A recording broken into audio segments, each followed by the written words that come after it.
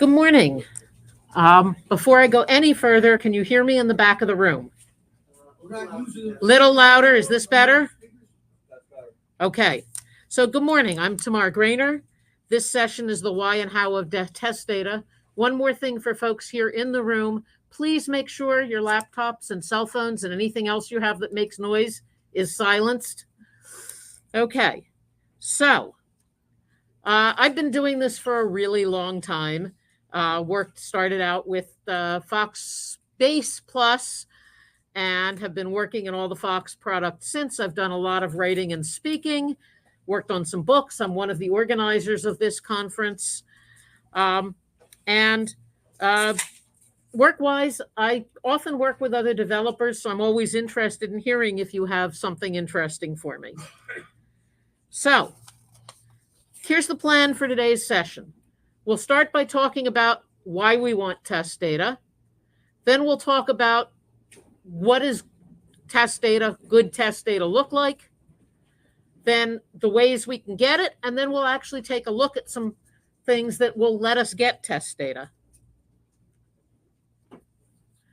So why do we want test data? Well, to answer that, we first need to say, what is test data? And I pulled these two definitions off the internet, and they're similar, but they're different. Data needed for test execution. Well, yeah, that's a little bit circular. Test data is a compliant data set used by development and QA teams to ensure that software applications perform as expected while maximizing test coverage. Okay, that's pretty good, and that's pretty much what we want to talk about. We want realistic data that lets us test in our applications and make sure they behave the way we want them to. And I sort of started to answer that question. Why do we want it? Number one, we want a way to test without damaging real data. Testing on your client's live data, your live data, is bad. Period. End of story. If you do nothing else, I don't recommend this, but if you do nothing else, make a copy of the live data to test with. That's the worst possible test data other than your live data, but it's better than your live data.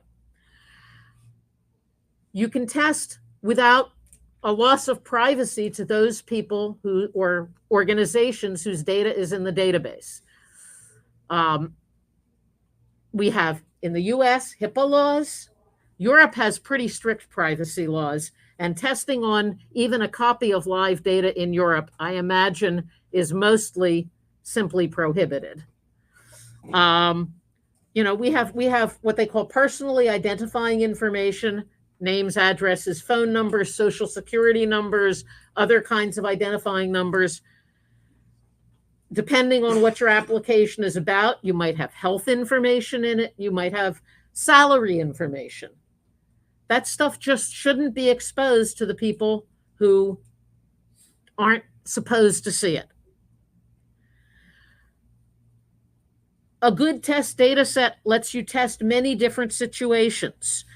You can test what I call in my notes, all kinds of normal, all the things that you normally expect to happen. With good test data, you also can test the unusual cases.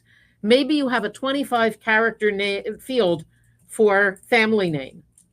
You're not going to have a lot of people whose data fills that field, but there might be some. One of my kids went to college with a guy who was from Spain and had one of these many multi-part last names that I'll bet was more than 25 characters.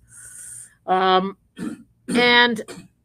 if you don't actually have some data that fills that field in your test data, then you're not going to find out what that looks like in the data entry form and in all your reports.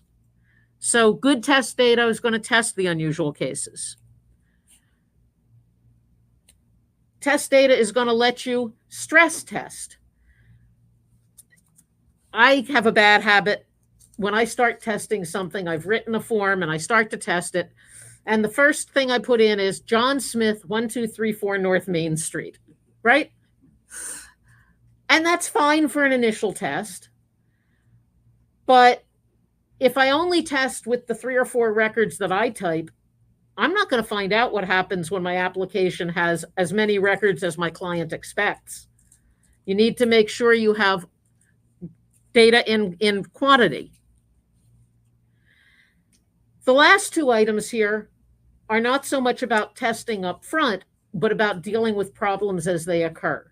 Having a test data set allows you to test in a known state. In fact, what you want is to have a test data set and keep a clean copy of it so that when there's something that isn't working right, you can test against data that you know what you should expect. And similarly, if you distribute your test data set to the users of the application, then when something goes wrong, they can try to replicate it with your known data.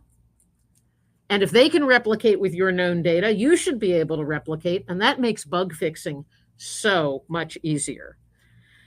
A really nice thing to do is to supply test data and to supply a way that users can easily switch among data sets. Whether that's something in the application to switch data sets, or whether it's just use an ini file or something like that.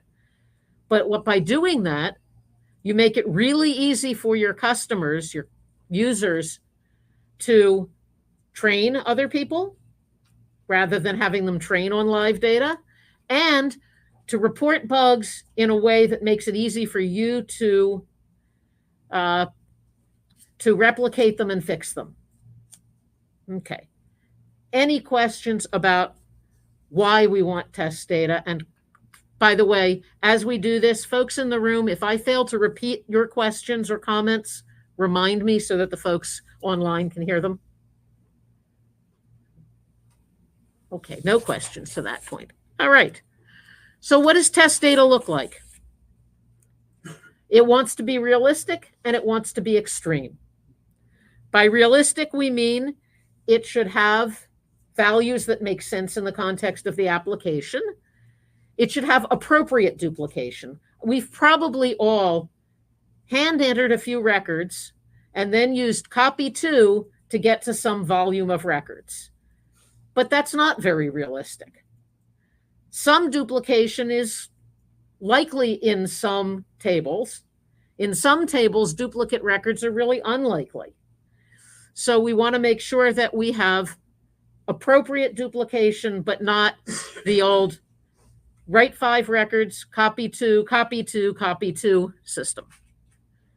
The size of the data set should be realistic. It should model what your customers are expecting in this application. And obviously, if you have a vertical, the size of your customer data may vary dramatically, but you should be in the right realm.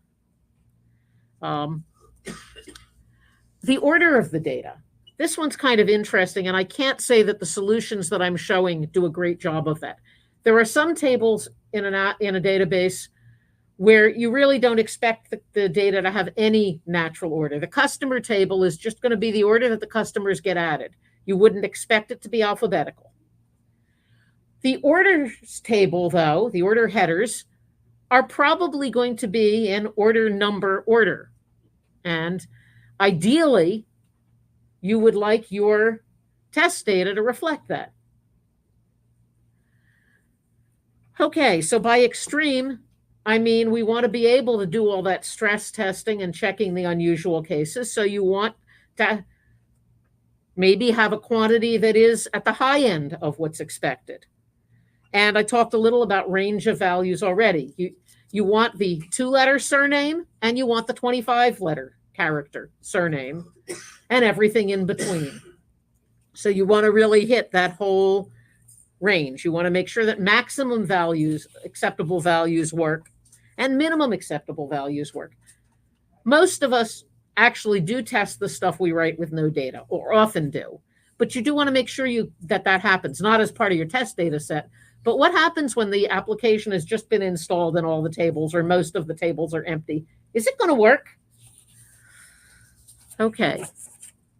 What should test data not look like? Well, I mentioned this first one already, identical, the old copy to method of creating test data. by Mickey Mouse, I mean it shouldn't be kind of literally. Mickey Mouse should not be a customer in your test data set unless you're writing an application for performers on a Disney property. You want test data that tells your customers that you take their application seriously. And when your test data is Mickey Mouse and Donald Duck, you're not signaling that. And this last one should go without saying, but I'm going to say it, which is it should not include foul or inappropriate language. And I'm saying this because there is a story some of you know in this community of a maker of a product that had an in-house test data set that contained all those punny, not quite clean names. And on one build, somehow that database accidentally shipped with the product. Yeah, it's funny, except it's not. Don't even create that data. Make the jokes under your breath, but don't put them in tables. Questions about what test data should or shouldn't look like? Okay. So now the question is, how do we get test data? Or as a kid might ask, where does test data come from? Basically, we have three choices. The first is to copy or convert existing data. The second is to buy it, but buy is really in quotes here because some of the things that you would think of as buying, you may be able to do for free. And the third is to create it. And let's talk about those. Let's talk first about copying or converting existing data. So this is primarily in the situation where you are upgrading or replacing an existing application. So there is a database out there. And there are two big pros to working with this data. The first is you get realistic data. If this is what's already there, then you know you've got a realistic data set. The second is that it forces you to address the conversion of the data for whatever the new version is early and repeatedly. And that's a great way to get that process right. However, the cons, I think, mostly outweigh the pros. The first is that you reproduce problems in the existing data. They're probably in a data set that's been used a long time. They're going to be orphaned records. There's going to be those kind of duplicates where somebody, misspelled something. Now, maybe that's something you really want because maybe your application should have a way to find and deal with those. But you are going to reproduce any existing problems unless you do cleanup. Such a data set may omit unusual cases because after all, they're unusual. So whatever user you're converting from may not have run into those. And to me, the biggie here is the privacy issue. That if you take real data, it's real data. So if you are going to do this, then you need to go through the process of obfuscating the data in some way, of making sure that you're not actually putting real social security numbers, people's real addresses and phone numbers, and so forth in. So on the whole, I don't recommend doing this. Okay, so what we're going to do, we're going to talk about the other two kinds, but we're going to talk about it by looking at things that let you do it. So it turns out that there are a bunch of products around that let you generate test data. Using the product is an interesting word to use here. I'm not sure what the right word is. And I should go back now and say, some of you may remember, I first did this session in 2007. And the world of test data generators has changed a lot since then. The biggest change is the existence of online test data generators, websites that let you get test data.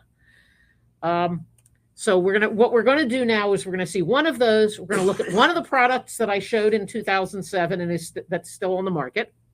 And then we're going to look at some things on the Fox Pro side. We're going to look specifically at generating data for a VFP application, but a lot of what I have to say applies if with a SQL backend. And in fact, there's a much wider range of products available if you're trying to generate SQL data. For this session, I took the Northwind database that comes with VFP and I simplified it in a few ways. I eliminated there were some tables there that never had any data in them, and I just threw them out because none of us have ever looked at them except now and then to say, what is this table? Why is it here? Why is there no data in it? I eliminated the views and the referential integrity rules just for simplicity. I also, the order detail tables in the original had a compound primary key of order ID plus product ID.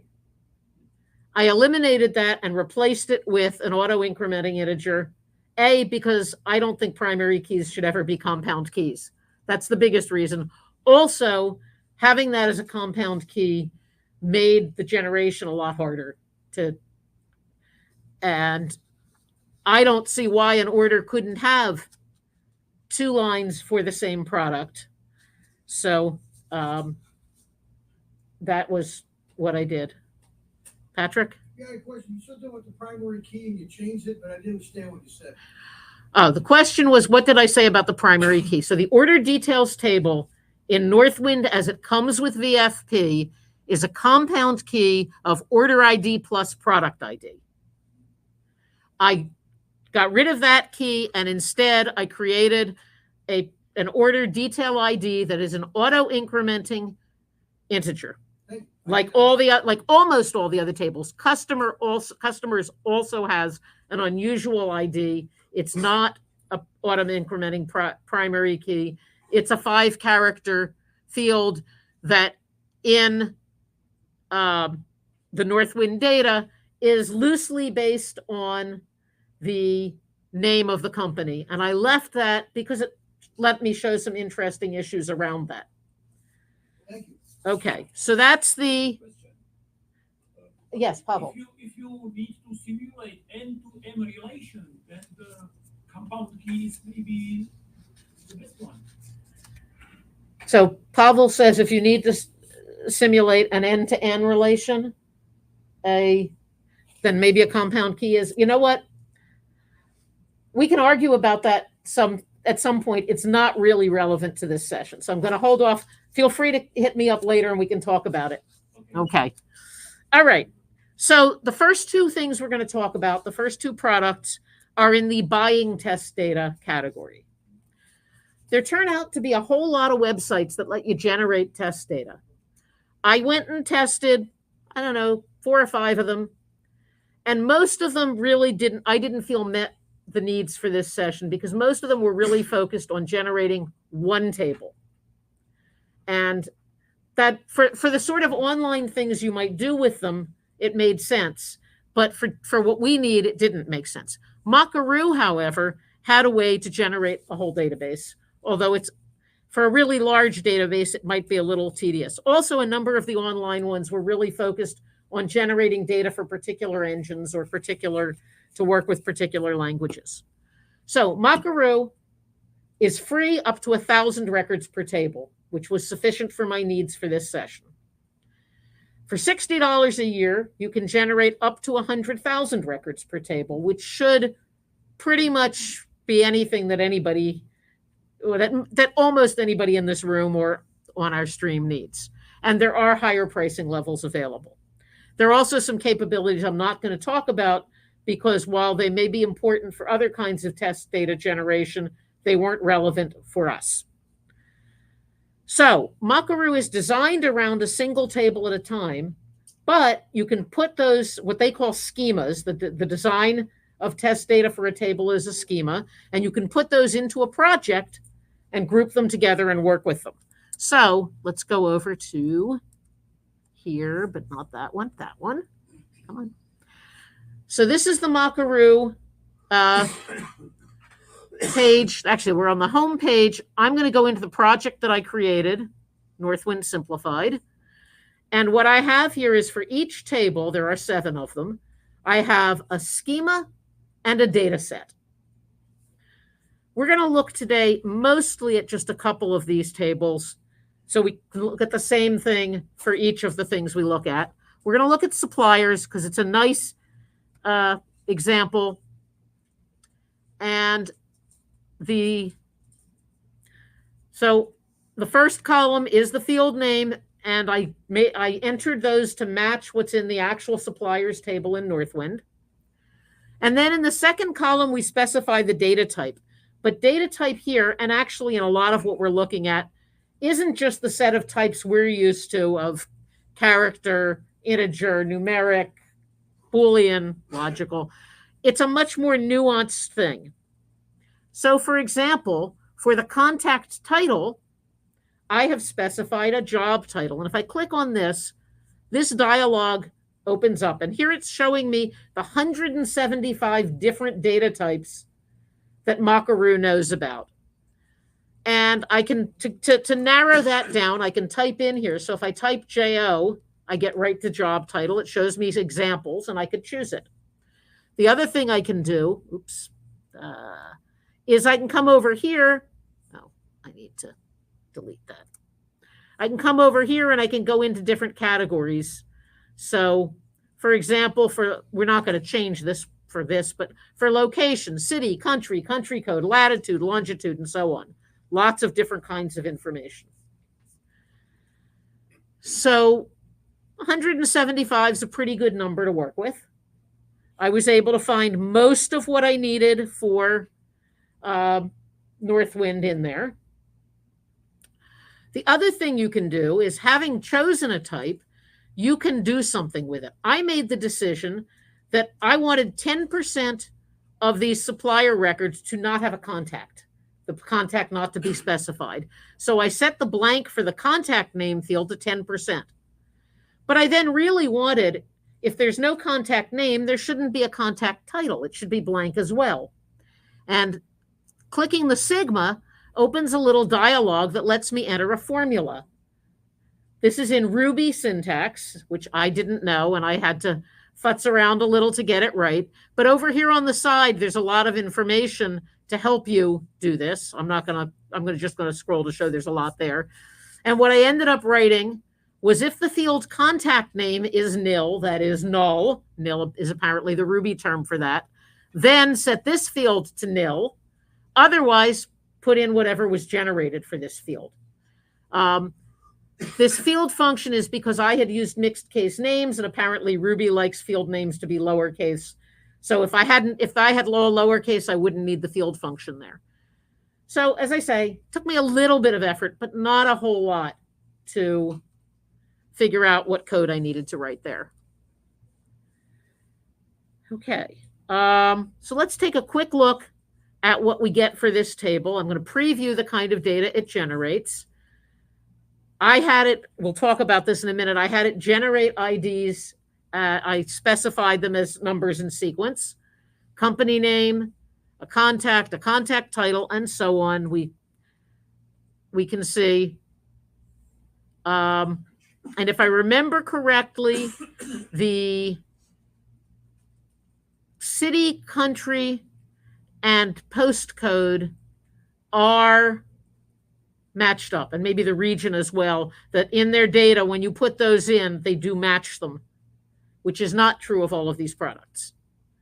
Okay. So, so for supplier ID, I put row number. Now, I said earlier that most of the tables in Northwind have auto-incrementing primary keys. The thing is, I can't generate right to a FoxPro table from here. And I want to be able to have to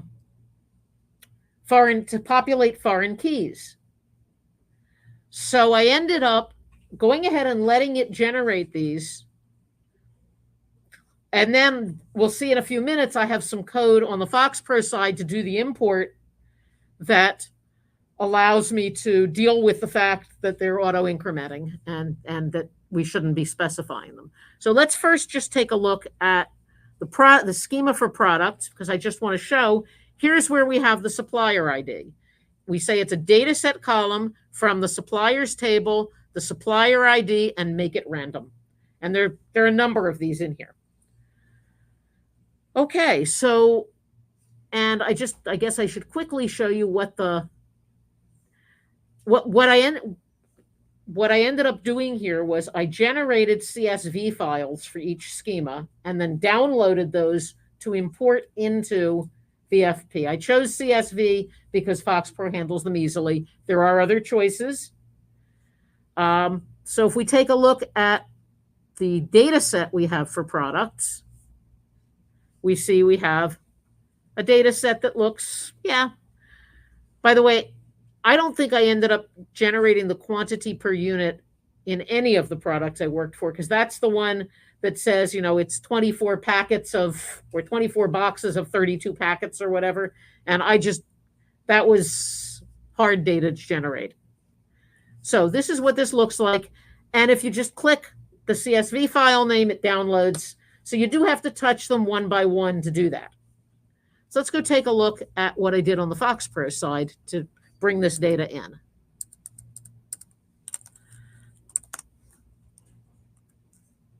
I think that's the right one.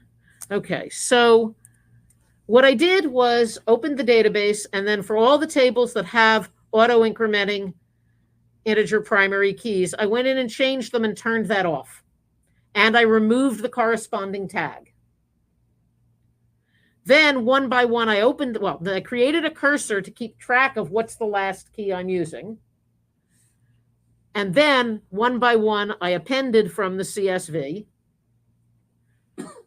And then a couple of the tables I had to do a little more. In employees, there's a notes field. And of course, append from doesn't handle memo fields. So I wrote a little bit of code following the append from to handle the notes field, where I read in the whole CSV file, broke it into lines, used my knowledge of what it looked like to extract the notes for a particular employee and pop them into the field. And I had to do that also for the URLs in suppliers, I think it was, because that's also going into a memo field. But overall, and then for each one that has the auto-incrementing integer primary key, I calculated the maximum and put that in the cursor that I created so I'd have it available at the end. And I did each table this way. And then at the end of the code, I looped through those tables that were in that cursor, pulled out the table name, the name of the primary key, the last ID that I used, and I altered the table, turning it back into integer auto-increment, setting the next value to the one beyond what I'd used, and adding the primary key. Now, obviously, this doesn't work to add data. If I wanted to just increase my test data set, this really needs to be empty tables. Okay. Questions about Mockaroo? Okay, and I'll say, yeah, two of you. They include data from many countries, but I don't. But I think it's all in English characters. Does that answer? Because this is the only one where I actually generated data that's around the world. Okay. Oh, and the question was whether it's all in English or other languages are supported. Okay. Let's go back to the slides, actually. So, Advanced Data Generator. This is one of the products that I covered when I did this in 2007. Of the three that I covered then, the commercial products, one no longer exists at all. One, I downloaded the latest version and installed, but was unsuccessful getting it to connect to Northwind using OLEDB, the OLEDB provider. I reached out to the company. They said they responded, said they'd let me know if they figured it out. I didn't hear back. Advanced Data Generator just worked. It's 259 euros. There is a free trial available, and I will say that very kindly, they provided, when I said I'm doing a session and I'm concerned about the free trial running out, They provided me a license and simply asked that if I keep using the product, I should pay them for it. And I thought that was smart and kind. So let's go take a look. And I think I'm going to need to open up Magnifier because this is really small. And I don't use Magnifier very often. Therefore, this is going to be a little bit sloppy. I apologize. So the way that this product works is you register a database and you specify how to connect to it. So in this case, I registered Northwind and I specified that I want to go through that it's going to use ADO and I'm going to use the VFP OLADB. I put in the connection string and got that working. Once you have registered a database, you can create projects against that database, one or more. So if you have a great big database, you don't have to put all the test data generation into a single project. Maybe it has different components and you can do them separately. So I created a project for Northwind. And when you first create the project, all of the tables are listed down here. You double click on them to get them into the list at the top, which is the ones, come on, that you want to actually generate this time. So here, in this case, I did the whole database in one time. Let's again look at suppliers. Better to get familiar with one. This time I didn't generate the supplier ID because I'm going to write the data right out to my table through OLADB. And so it'll handle it, which is nice because this means I can actually add to my test data from here.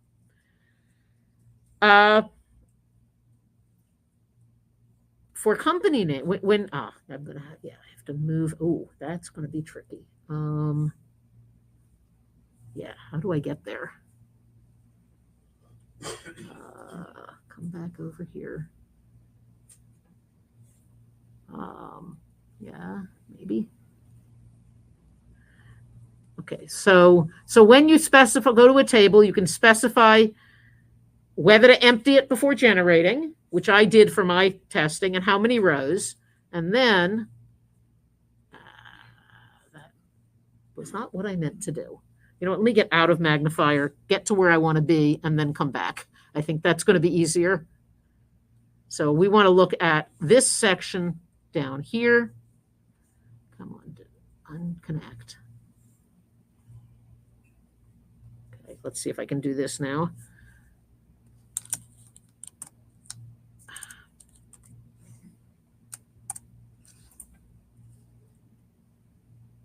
Come on. Here we go. All right. So when you're generating a particular section, a particular column, you can choose from a lot of different ways. Many of what I did are random values. And there are a number, there's different kinds. Some of the stuff is built in. Random email address, random URL. But for some of them, you use what they call a data library. So I generated the company name from a data library of company names. That makes sense. And you can see there's a number of these data libraries that come with the product. Similarly, come on, take me over there.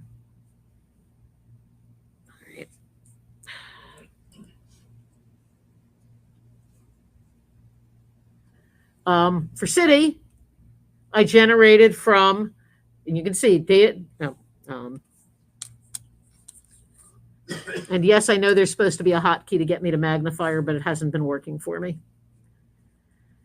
From the data library of city names, United States. I made the decision to go with only United States because I've forgotten which, but something here did not. Something in here didn't really work across multiple countries. So I generated the city that way. I couldn't generate the street address. I don't know if you noticed when I went over and looked at the random generation, but the street addresses that it generated were in the European format of street name and then house number. So I had to do something different that we'll talk about in a minute. I want to talk about a couple of the other tables first. Let's take a look at products. And for product name, I used what they call a macro.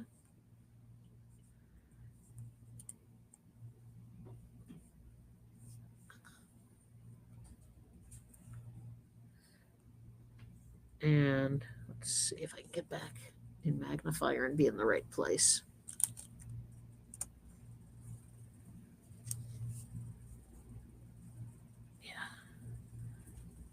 So a macro is kind of like a regular expression.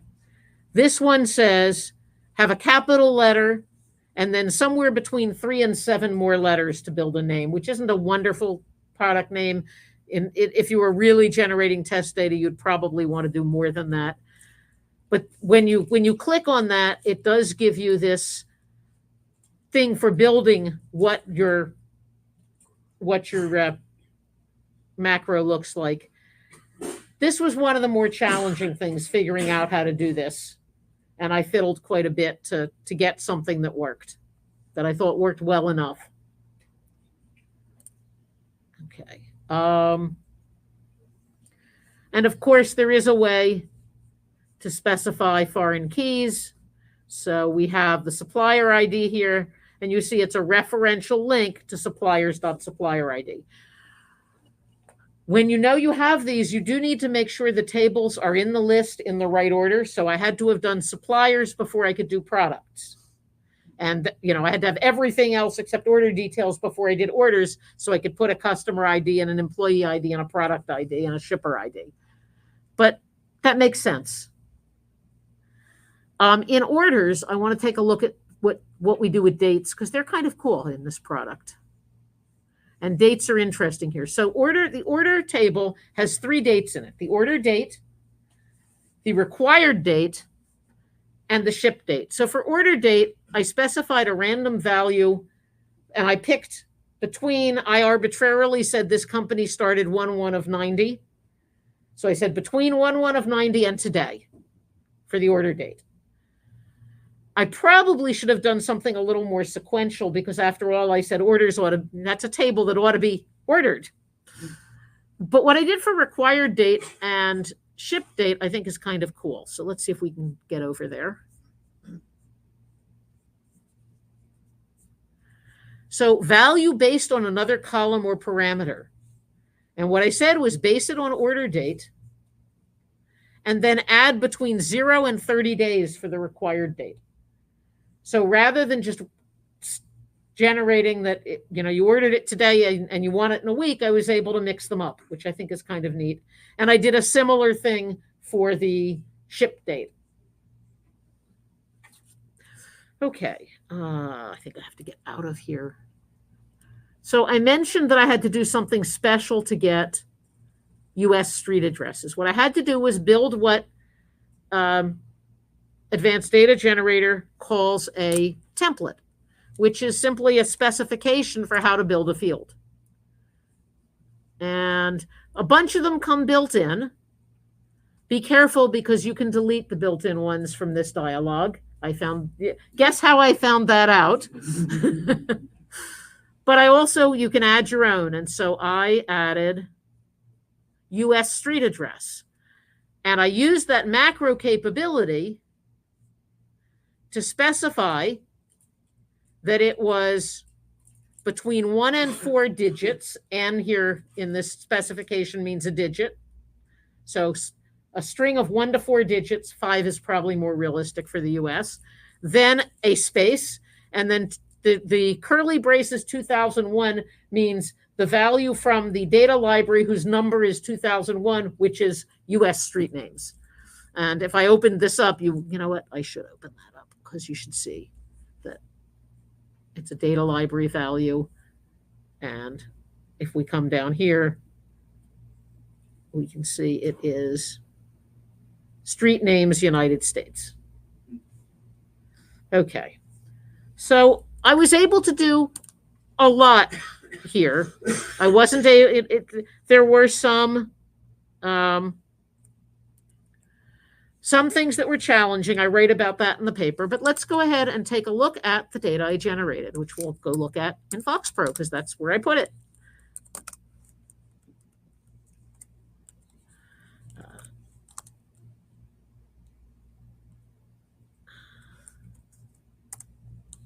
So here's the suppliers table that I populated. And you can see it took me a few tries to get it right so that they start with 290, not 1.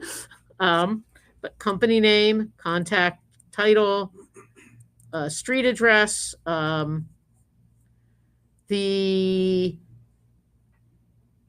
city, state, and zip here are not correlated, nor is the area code. And in fact, that's an invalid area code, I'm pretty sure. And I was not able to generate URLs because this is a character field, but ADG sees URLs only as memo fields. It doesn't have a mechanism. I mean, I guess I might have been able to fudge something up, but nothing that was going to look realistic. Questions about this product, about Advanced Data Generator? Okay. So let's move on and talk about building test data. What do I mean by building test data? I mean writing code to get test data. In fact, this whole session grew out of an experiment that I wanted to do back in 2006 or 2007. I was thinking hard about how do we, what's the best way to store contact information? Because we kept having new kinds of contact information. You know, it used to be people had addresses and phone numbers. And then they had addresses and phone numbers and fax numbers. And then they had addresses and phone numbers and fax numbers and cell phone numbers and URLs and email addresses. And each of those might be associated with their home or with their work, or maybe in some cases with their school for college students. And so the question was, rather than storing, you know, having to keep adding tables every time there was a new kind of contact information, and I'll point out there's a whole lot more kinds of contact info since then. There's your Twitter handle and your Signal and WhatsApp. No, WhatsApp's based on phone numbers, isn't it? But, you know, 6 or 8 more of them. So I wanted to see what would it look like if I put them all in a single table using memo fields and just specified what they were. And I wanted to compare that to the more traditional way. And it seemed to me that the way to test that was to write some code to generate some data and see what it looked like in each case. And I did that, and you're not going to see that the contact stuff is not actually part of this session, but it did cause me to write a pair of classes, or class hierarchies actually, for generating test data. The first thing I did was I went out to the web and looked for the kinds of data I knew I needed: people's names, street addresses, those kinds of things. And I scraped it, and I did the sort of thing we probably have all done a zillion times, which was massage it and get it into a table.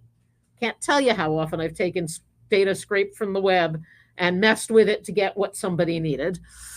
And I said, all right, that's the raw data for this process. And then I have 2 class hierarchies to do this. One class hierarchy does the actual generation of the data. I tell it that I would like to generate this kind of a record, and it knows. I tell it that to generate a person, I need a first name and a last name and a street address and a city and a state and a zip and a country and a phone number and whatever else I need. And that class is going to have methods to do all that. And then there's another class to drive the whole process and to take the data that I've generated and store it however I want to store it. I separated those because I could imagine that I might want to store it right into tables, but I might want to generate SQL insert commands. Or my original issue was I wanted to try storing the data several different ways. So I separated the storage into tables or into wherever from the process of actually generating the data. So 2 class hierarchies. Let's go take a look. Let's do a close all, clear all. Okay, so the base classes for this,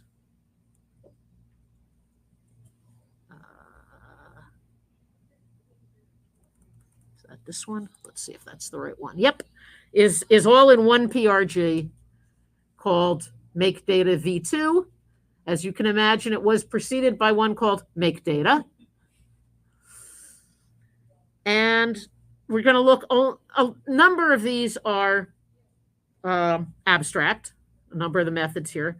And actually, before we talk about this class, I talked about the raw data. I want to talk about another class. I created a class that I'm hoping is this one, because I can't really see. Nope. How about the one at the bottom, the last one? Yep. A class called randfuncs, which is just a wrapper around FoxPro's rand function. In the init, we seed it, so we're always getting really random stuff. And I created 3 methods. Randint takes 2 values, a minimum and a maximum, and returns a random integer between those 2 values inclusive. Code we've written a million times, but having it in a function makes sense. Randletter returns a random letter of the alphabet. Capital in this case. And randrecord is a little more interesting. You give it an alias and a field name, and it returns, it chooses a random record from that table and returns the value of the specified field in that randomly chosen record. Basically, I wrote it for generating foreign keys. We've already populated a table. Go out to this table, give me the PK field, hand me back the value. But you can use it for other stuff, and I do. But this was the main purpose of it. So I wrote this little class of random stuff, and they're used in here. And in fact, this class has an object reference. I'm going to instantiate that random function class.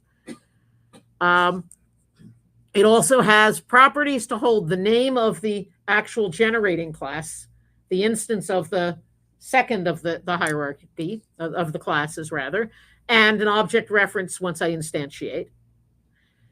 And then it has this OData to generate, which is going to be a collection where I'm going to hold all the records that I've generated at any given time. So the interesting method here, the one we want to look at, is make set. There's some methods here that are abstract at this level that let us tell the class, the subclass, what we want to generate. And then we're going to have a loop where we, for each data type that's in our OData to generate, and by data type here, it's going to be something like customer or employee. For each of those, do a loop for as many records as we want to generate, call our record generator class, call its generate record method, passing in the type we have. And yes, I was bad and I used a keyword here. And then once it hands us back an object where all of the data is in properties that we've added to that object. We'll see that in a minute. And then save the record that we got back, passing in the type so we know what to save it as. And then I put in an abstract method for things that I need to do at the end of generating a particular type, and an abstract method for things I need to do at the end of generating the whole data set. Okay, fairly simple code that I hope is fairly clear even without having looked at all the other pieces. The other method we want to look at this level, at the top level, is the generate record method of make record. So make data set is the driver. Make record does one record at a time. So generate record gets past the type of record we want. It creates an empty object and holds on to an object reference to it. And then there is a collection called OMethods that we have to populate in subclasses that says what are the actual methods we're going to run in order to randomly to generate our random data.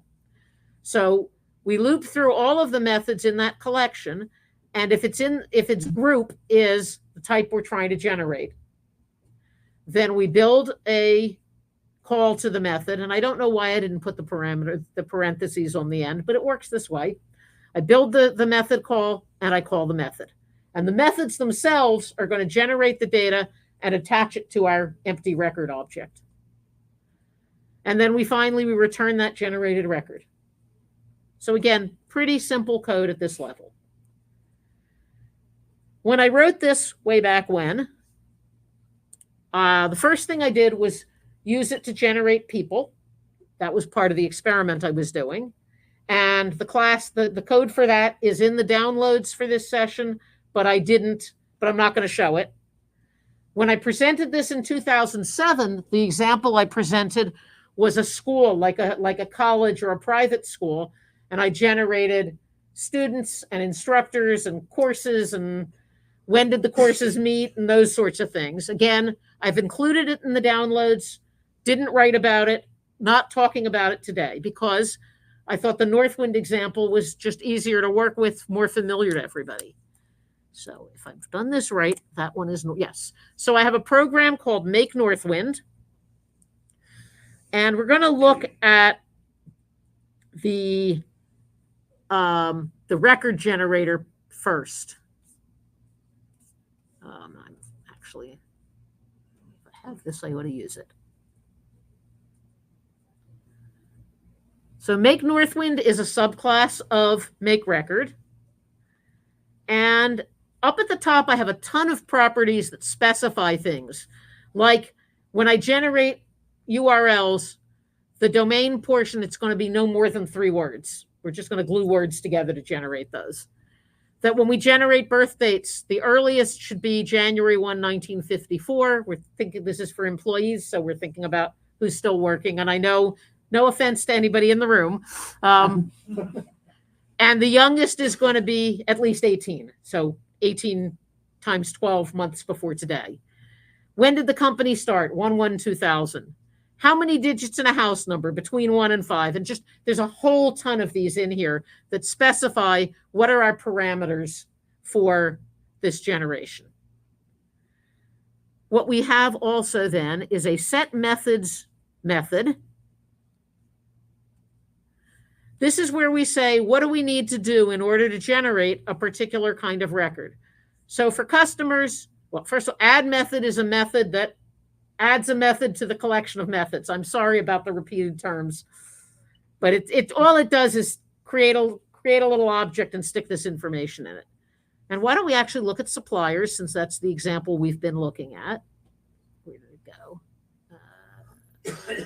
So for suppliers, we're going to call a method called get company name, a method called get name, a method called get job title, get address, get phone, get fax, get URL. We're just going to call those methods to generate the data for a supplier. And then for some reason, the one I want to show you is get product name, which isn't one of those. So for get product name, I know why, because it's very simple. As I said, I had all these raw data examples, all these raw data tables. So I added some for this example that I hadn't had before. I went out and looked on the web and scraped up, found a list of product names. I just grabbed names of produce. It's not as specific as some of the other ones, but I just built a little table of kinds of, groceries, all kinds of grocery items. And so we're going to use that here. We're going to call that the rand record method that's in that random class, I wrapped in this class, just so I didn't have to say this.orand.get.rand record. I just added rand record. So it's going to go out to the product names table, find one randomly, and give me back its CNAME field. And then I'm going to add a property to this.o record, the record that we are building, and the name of that property is going to be product name, and its value is going to be the product name we just pulled out of the product names table. There's a ton of methods that look just like this, except that the names involved are different. Very simple code. Just go get me a random raw data record and add a property to hold it in the object that we're building. Then there are some things that are a little more complicated. Turns out we need different kinds of dates, a lot of different kinds of dates. So I wrote a method called getDate. I pass in the earliest and the latest, figure out how many that is, get a random integer between however one and however many, and then take the first date, add that random number, and subtract 1 to get a date in that range and return it. Notice I'm not attaching this to anything. This is sort of a helper method for other methods, like the one right after it, get birth date. So for get birth date, I call get date, and I pass that D oldest and D youngest properties that I showed you before for what range of ages do we want for the people here. And when I get a birth date back, I add to the record a birth date field and give it that value. Again, pretty simple because I built the helper. On the other hand, we looked at the order dates stuff, and that I have a method for doing all the dates related to an order. And it's a little more complicated because we need 3 of them and we want them related. So I get the order date as being between the date the company started and today. And then I go get a random integer between 1 and the number of dates the product, or the number of days it's required within. I set up a property that says we need this product in no more than this number of days. And I choose a random number in that range, add it to the order date that I generated to get the required date. And then I also set up a property that says, what is the probability that this shipped late, that it got there late? And I generate just a random number, a random value. And if it's less than that probability, then we generate a date between the required date and the maximum lateness after the required date. Otherwise, just between the order date and the required date. And then I add all 3 of those, the order date, the required date, and the ship date, to the object that I'm building. So there's a whole lot of stuff like this. Lots and lots of methods, but almost every method is really short and pretty straightforward. What I like about this is it's incredibly flexible. I can get what I need because I'm writing the code. Of course, I had to write a lot of code. That's the downside. All right, let's take a look at the wrapper, the not wrapper, but the make data set subclass here. It has only a few properties populated. How many? The set size here is going to refer to the orders table. We want 1,000 orders. And let's take a look at the set data method of this. This is where I tell it what we're building. I'm going to create these data types. Customer, I want 95 customers, 20 employees, 5 shippers, 37 suppliers, 115 products. And I made the decision to do order and order details as one data type, to combine them, that will generate the order header and all of the detail rows as one data type. So it's going to be the 1,000 orders and however many lines they generate. And then the other interesting method in this class is save record. We pass in that record that we built in the generate record method, the object, and the type. And we can now do various things. As I said, I could generate insert commands here if I wanted. It's not what I wanted to do. I wanted to actually populate the tables. And so we have a great big case statement, all the different types, one case for each type. And somewhere we have, here's supplier. And the one for supplier, we insert into the supplier table these fields. So the company name is right there in the record. We didn't look at the get name method, but the get name method actually generates first name and last name separately, because that might be how you want to store data.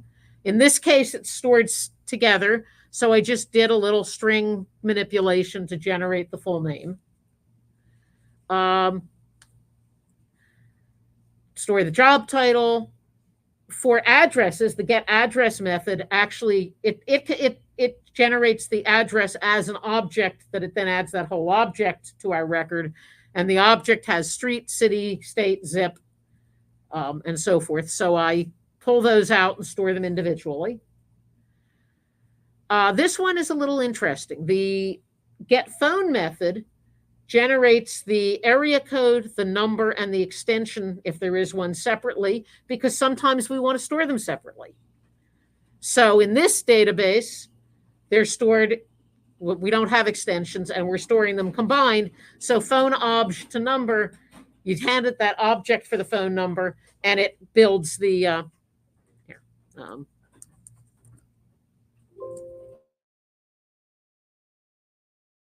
okay, look good. I wrote a little method that builds the phone number up as paren, area code, close paren, plus number, because that's what we want in Northwind. But in another database, we might be storing them separately. So again, the idea here was a lot of flexibility, separate out the generation of the data from the storage of the data. There's a lot more here, but that's probably enough to show you, just to give you a flavor of it. Any questions about these classes? Okay.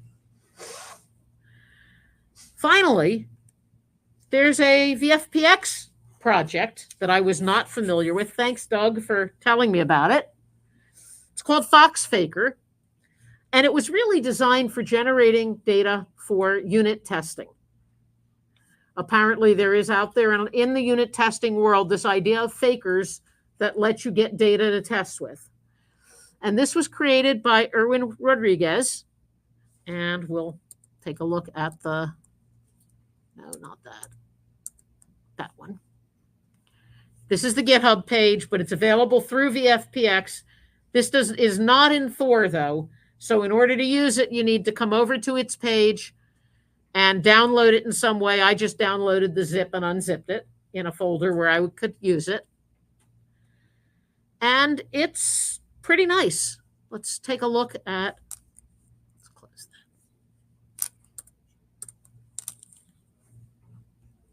that.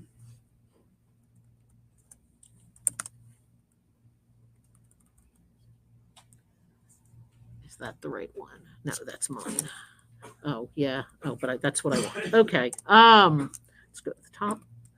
So I stored it, and we'll just open this.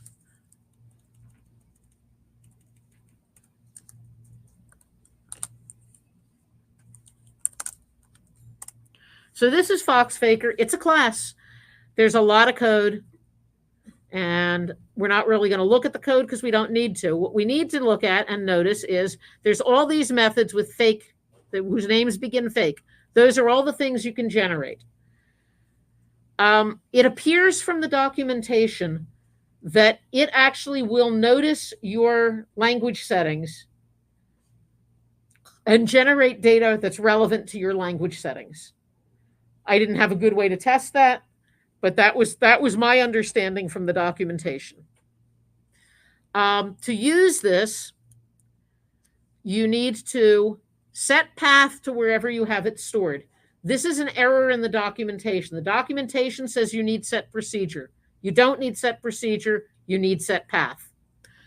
And you then instantiate the object. And I'm going to do that and just do a little bit of demo in the command window first before I show you what I did with it.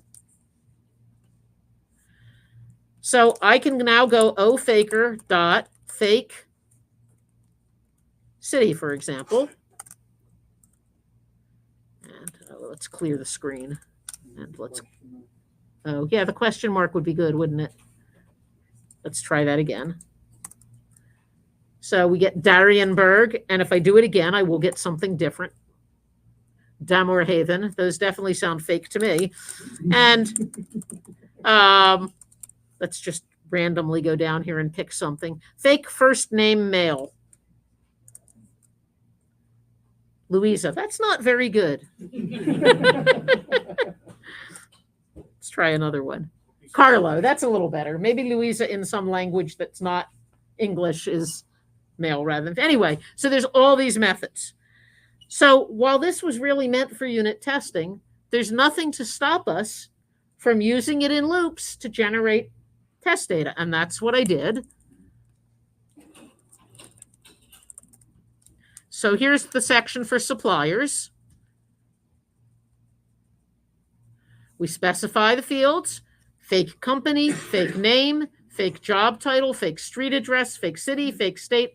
I had to trim the fake postcode because it generates both 5s and 9s, or 5s and 10s, and they were not, they weren't getting put in, they weren't oriented right if they were the shorter ones. And then I generated a couple of fake phone numbers and a fake URL. Now, I did run into the issue of how do I do foreign keys? And the answer was I wrote a method very much like the one that I have in my code, get rand record. Same idea. You hand it a table and a field. It opens the table, finds out how many there are. There's a fake number between method in FoxFaker. So I generated a number between 1 and the record count. And then I went to that record and returned the specified field. So I then could use that in products, for example, where I got a random record from suppliers and got the supplier ID to generate the foreign key. And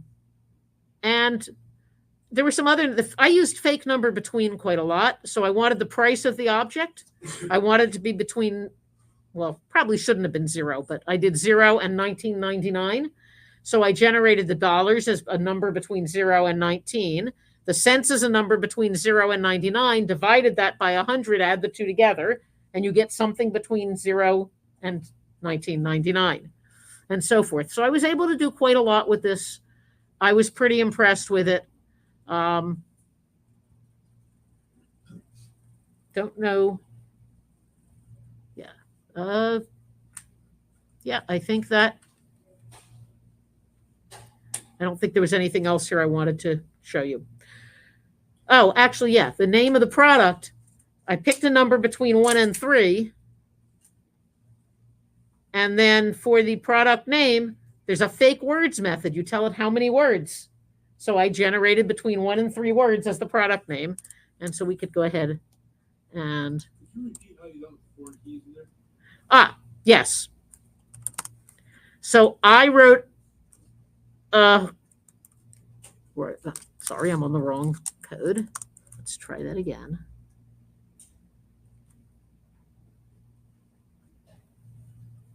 Move this over. Right, this program is called Fake Northwind, where mine was called Make Northwind. So I wrote a little method, a function called get rand record, where I pass in the name of a table and a field. And as long as you generate in the right order, just as we've had to do with all the other products, I could then pull out the primary key of a supplier and put that into the product. And then when I got to orders, same idea. I used the same function. And I think the question was repeat how I generated foreign keys. For orders, I used the same function to get a customer ID, an employee ID, and a shipper ID, and so on. That answer the question? Yes. Great. So let's go ahead and look at the suppliers table. Oh, right. You changed your path before. Yes. I'm in the right path, but I didn't open the database. We'll just do this the easy way. In each case, I put the database down 1 level just to get it out of the way. So here's the generated using the FoxFaker data. And again, you can see it took me more than 1 try to get this right, which is okay. And I don't know why the sociology teacher is the contact. That is one problem with some of this stuff. Again, the city, state, zip are not correlated here. They are in my generator. In fact, city, state, zip, area code are generated in my correlator, are correlated in my generator. Okay. Okay. Questions about FoxFaker? Okay.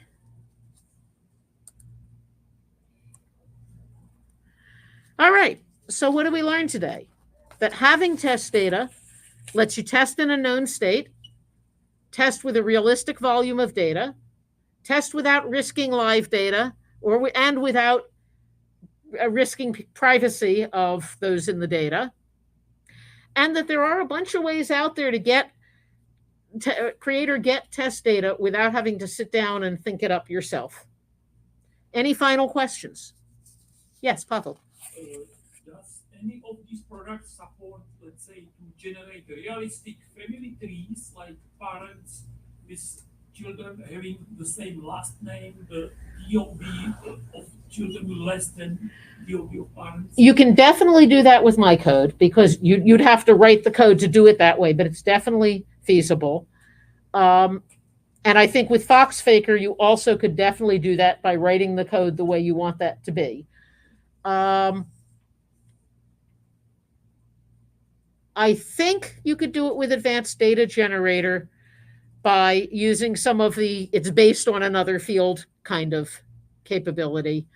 Also, I didn't show it, but there are some ways to run additional code in Advanced Data Generator, which I didn't really play with. So there's some more complicated capabilities. I don't know with Makaru, but maybe with that ability to write Ruby code to address a field. So my guess is, yes, you could do this with all of them. How hard it is a different question. So, any other questions? Okay, well, thank you very much. Please fill out your evaluations. I know tomorrow will not like you to say this, but I had to go through it yesterday. So tomorrow is her birthday. Unfortunately, she won't be around. So we should be on her birthday cake. Thank you. Happy birthday to you. Happy birthday to you. Happy birthday to you. Thank you all. And repeating for the folks who are